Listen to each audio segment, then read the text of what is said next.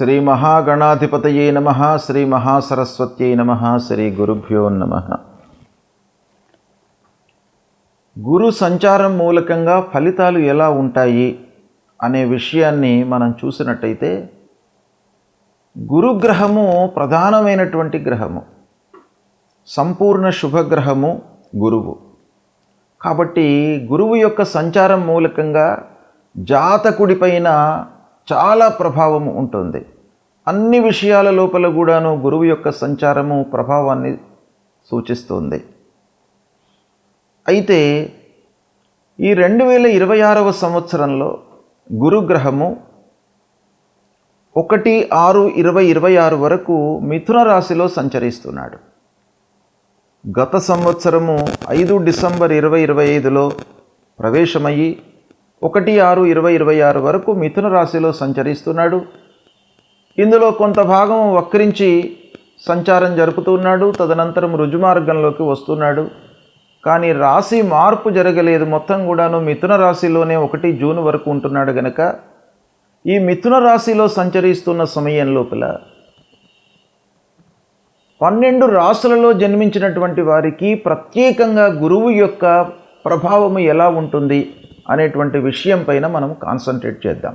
ధనుస్సు రాశి వారికి గురువుకు మిథున రాశిలో సంచరిస్తున్నటువంటి సమయంలో ఫలితాలు ఎలా ఉంటాయి అనేటువంటి విషయాన్ని మనం చూసినట్టయితే, ధనుస్సు రాశి జాతకులకు మిథున రాశి 7వ స్థానం అవుతుంది. అంటే 7వ స్థానంలో సంచరిస్తున్నాడన్నమాట గురువు. లగ్నాధిపతి అంటే రాశ్యాధిపతి, ధనుస్సుకు అధిపతి గురువు. అలాంటి గురువు ప్రథమ చతుర్థాధిపతి 7మంలో సంచరిస్తున్నాడు. ఇది చాలా కలిసి వచ్చేటువంటి సంచారము. గోచార రీత్యా కూడాను 7వ స్థానం చాలా అనుకూలంగా ఉంటుంది.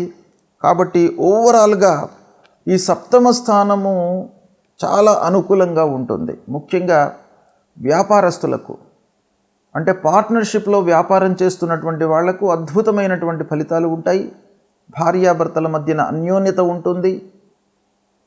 వాళ్ళ యొక్క ఆలోచన విధానము ఒకే మార్గంలో ఉండడం మూలకంగా చాలా సత్ఫలితాలు పొందేటువంటి అవకాశము ఉంటుంది. కుటుంబం లోపల కూడాను అన్యోన్యత, ఆనందము, సౌఖ్యము వెల్లివిరుస్తుంది. ఇలా ధనుస్సు రాశి జాతకులకు మిథున రాశిలో సంచరిస్తున్న సమయం బాగా కలిసి వస్తుంది.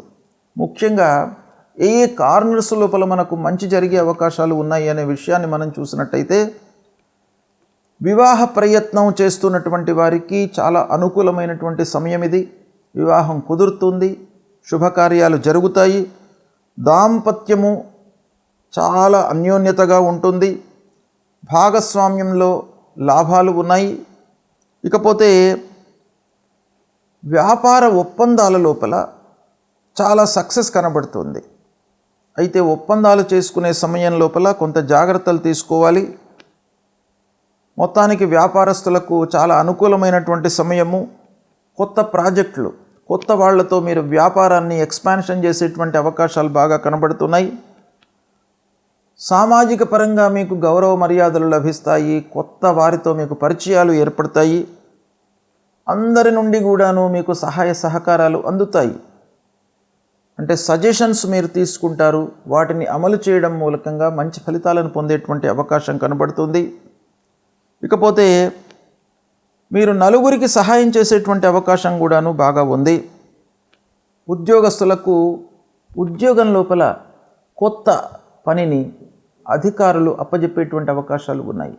అంటే ఆల్రెడీ మీరు చేస్తున్నటువంటి పని లోపల మీ స్కిల్ను గుర్తించి వాళ్ళు ఇంకా మీకు మంచి పనులను అప్పజెప్పి ఒక ఉన్నతమైనటువంటి స్థానాన్ని మీకు ఇచ్చేటువంటి అవకాశాలు బాగా కనబడుతున్నాయి. ఇకపోతే వివాహమైనటువంటి వాళ్ళు చాలా సంతోషంగా ఉంటారు. ఈ సమయం లోపల కుటుంబంలో ఆనందంగా ఉంటారు. మానసికంగా, శారీరకంగా చాలా సంతృప్తికరమైనటువంటి సమయము. ఇకపోతే వ్యాపారస్తులు కొత్త వ్యాపారం ప్రారంభించే ముందు కొంత జాగ్రత్తలు తీసుకోండి. వ్యాపారము సక్సెస్ అవుతుంది, ఎక్స్పాన్షన్లోకి వెళ్తారు. ఎక్స్పాన్షన్ లోపల కూడాను మీకు అనుకూలమైనటువంటి వాతావరణమే ఉంటుంది. అయినప్పటికీ కొంత లోతైన విశ్లేషణతో మీరు ముందుకు వెళ్ళడం చాలా మంచిది. విదేశీ ప్రయాణాలు కలిసి వస్తాయి. ఇక కొత్త అవగాహనతో పనులు చేసేటువంటి అవకాశం బాగా ఉంది. సమాజంలో మీకు మంచి పేరు లభిస్తుంది. నేమ్ అండ్ ఫేమ్ విషయం లోపల ఈ సమయము చాలా అనుకూలమైనటువంటిది. ఇకపోతే ఓవరాల్గా మంచి సంబంధాలు ఈ సమయం లోపల మీకు ఏర్పడేటువంటి అవకాశాలు ఉన్నాయి. వారి మూలకంగా చాలా లాభము చేకూరుతుంది. అన్ని పనుల లోపల కూడాను, చేపట్టినటువంటి పనుల లోపల కూడాను మీరు విజయం సాధించేటువంటి అవకాశాలు బాగా కనబడుతున్నాయి. ఒక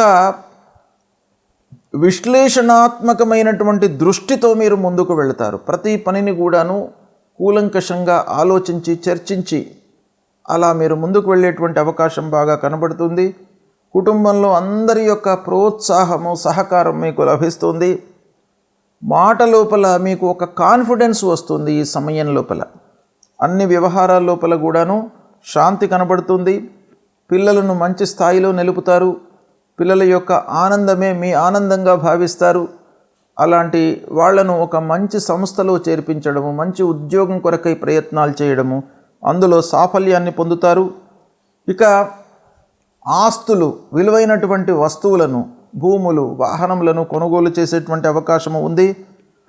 ప్రయాణాల లోపల మీకు సక్సెస్ రేట్ బాగా ఉంది. ఈ సమయం లోపల పేరు ప్రతిష్టలు పొందుతారు. సాహచర్యం మూలకంగా అంటే సమాజంలో మీరు మంచి స్థాయిలో ఉన్నటువంటి వాళ్లతో మీకు ఫ్రెండ్షిప్ ఏర్పడుతుంది.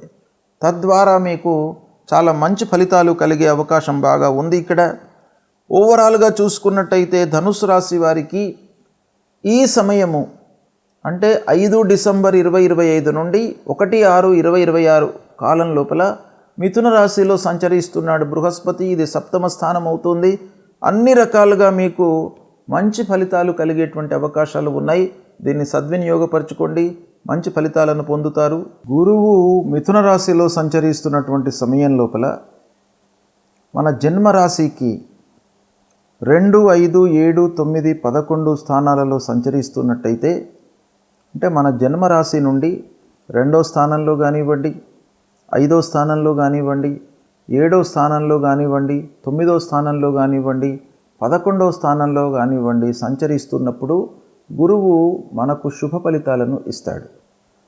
కనుక ఈ సమయంలో మనము గురువు విషయమై పరిహారం చేసుకోవాల్సినటువంటి అవసరం లేదు. కేవలం మీరు గురువును సందర్శించుకోవడము, నిత్యము పూజించేటువంటి దేవతను పూజించినట్టయితే మీకు సరిపోతుంది. ఇక 1, 4, 10, 12 స్థానాలలో సంచరిస్తున్నప్పుడు మధ్యమ ఫలితాలను ఇస్తాడు.